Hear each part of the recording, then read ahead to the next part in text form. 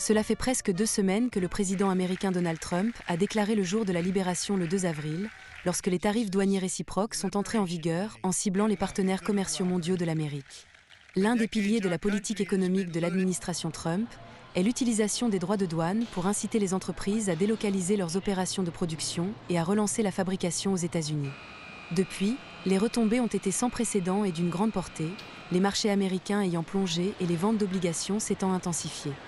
Des 1000 milliards de dollars se sont évaporés de l'économie américaine.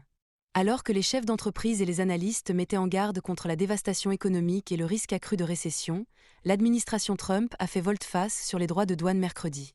Annonçant des droits de douane généraux très réduits de 10% pour les partenaires commerciaux, l'administration Trump a exclu la Chine, ouvrant la voie à une escalade des tensions.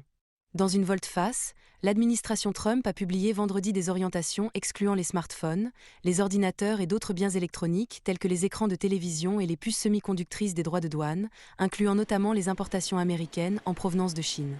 L'incertitude entourant les droits de douane inquiète non seulement les entreprises, mais aussi les consommateurs américains. Je pense qu'il ne faut pas séparer, je pense qu'il faut un accord sur les ordinateurs, l'électronique, les choses de cette nature. Est-ce que nous parlons de la nourriture que les gens doivent manger? Le prix de la nourriture est actuellement trop élevé, les œufs sont très chers. Qu'est-ce que les enfants vont faire pour Pâques?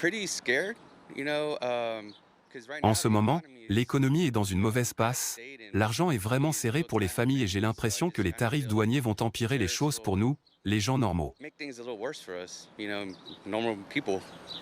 Le secrétaire américain au commerce, Howard Lutnick, a laissé entendre dimanche que l'exemption tarifaire accordée par Donald Trump aux produits électroniques était temporaire. Ce qu'il fait, c'est qu'il dit qu'ils sont exemptés des droits de douane réciproques, mais qu'ils sont inclus dans les droits de douane sur les semi-conducteurs, qui seront appliqués dans 1 mois ou 2.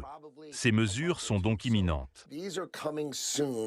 Trump a poursuivi avec un message sur les médias sociaux, en disant « Nous nous intéressons aux semi-conducteurs et à toute la chaîne d'approvisionnement en produits électroniques dans les prochaines enquêtes sur les tarifs de sécurité nationale. » Compte tenu de l'incertitude persistante concernant les droits de douane, l'impact probable à court terme sera la poursuite de la baisse des valeurs du marché et des fluctuations chaotiques des actions à Wall Street, et à moyen terme, des prix plus élevés pour les consommateurs américains.